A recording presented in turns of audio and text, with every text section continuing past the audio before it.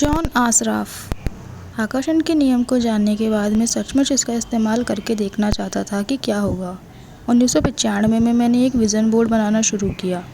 मैं जिस भी चीज़ को हासिल करना या आकर्षित करना चाहता था, जैसे कार या घड़ी या मेरे सपनों का जीवन साथी, उसमें चाहिए चीज़ की तस्वीर मैं इस विज़न बोर्ड पर लगा देता था।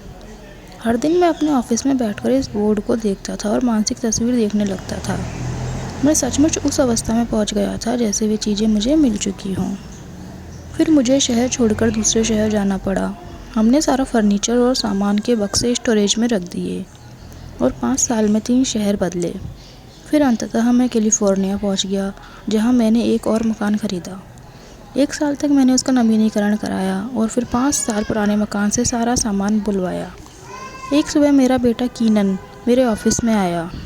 वहाँ दरवाजे की चौखट पर 5 साल से बंद एक बक्सा रखा था। उसने पूछा, बक्से में क्या है डैडी? मैंने कहा, इसमें मेरे विज़न बोर्ड हैं। उसने पूछा, विज़न बोर्ड क्या होता है? मैंने कहा, देखो, उसमें मैं अपने सारे लक्ष्य लिखता हूँ। जिन चीज़ों को मैं जीवन में हासिल करना चाहता हूँ उनकी तस्वीर काटता हूँ और अपने सारे लक्ष्य लिख लेता हूँ। जाहिर है 5.5 साल की उम्र में वह यह बात नहीं समझ सकता था, इसलिए मैंने कहा, बेटा आओ, मैं तुम्हें विज़न बोर्ड दिखा देता हूँ। यह समझाने का सबसे आसान तरीका होगा।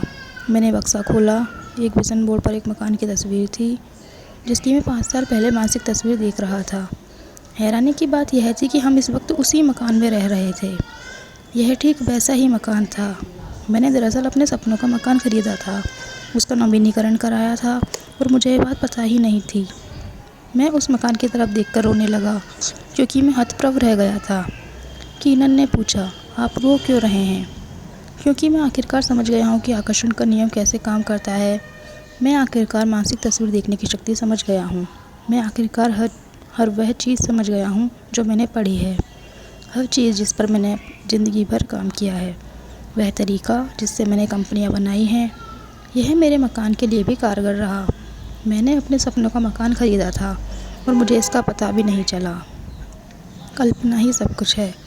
यह जीवन के आगामी आकर्षणों का पूर्व दर्शन है। Albert Einstein.